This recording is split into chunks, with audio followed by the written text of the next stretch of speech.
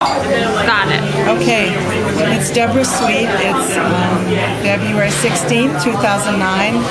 Today we had about 50 people outside the Army Experience Center at Franklin Mills Mall in Pennsylvania.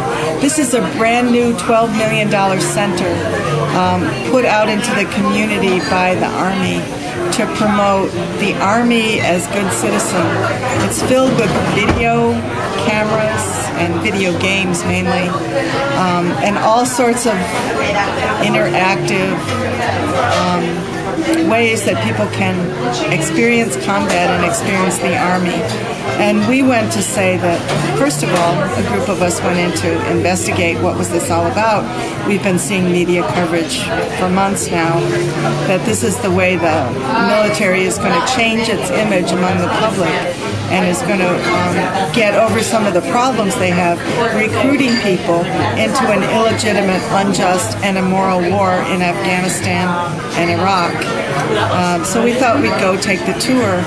The first thing we saw was a huge interactive Google Earth map that has all the 180-some U.S. bases around the world, complete with selling points of what kind of lifestyle options there are for people in the U.S. military on most of the bases, except for Afghanistan and Iraq, where there's not life, apparently, much less lifestyle.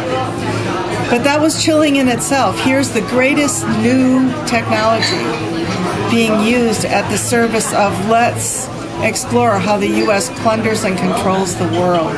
The biggest military in world history, propping up and promoting the biggest global domination in world history of the U.S. empire.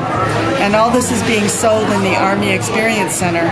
We got a tour by a sergeant and a captain who talked about the mission of this center being to have people really understand what the Army is doing. Of course they say they're not recruiting people directly, but they are recruiting people. And more than that, they're selling and rebranding the image of the U.S. military, and particularly the Army. They are doing things that I think are designed to suck people in. They have beautiful facilities, computers, video games. They allow classes to come in and use their facilities. They even teach classes so that people can get GEDs. And, you know, I guess some people might say this is a wonderful thing that the military is doing it, but I think, you know, damn it, the school system should be doing this. This is what public education should be doing. The fact that the Philadelphia school systems and all of these other major city school systems are just terrible and so substandard creates a situation where people have no option but to go into the military. So this is not the solution, that the military should be coming in to schools and teaching people how to read, much less coming in and recruiting people to join the military. So it was a good showing today. After our tour, about 40 or 50 other people gathered and did a freeze inside the military with the slogan, "War is not a game."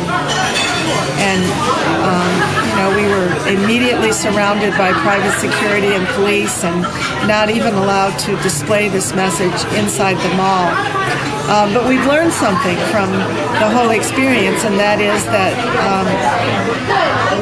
there is a massive effort underway to rebrand what the military stands for, and at the same time there is a significant and important message that we need to get out to people, that if you are going into the U.S. military right now, you're going to be recruited in for murder, rape, torture, and war, unjust wars in Iraq and Afghanistan.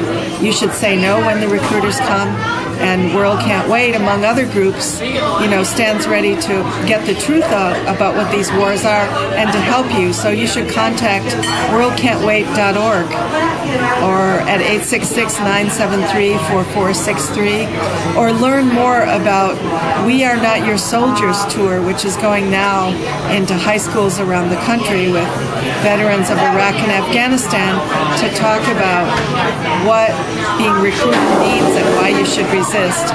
You can find them at wearenotyoursoldiers.org.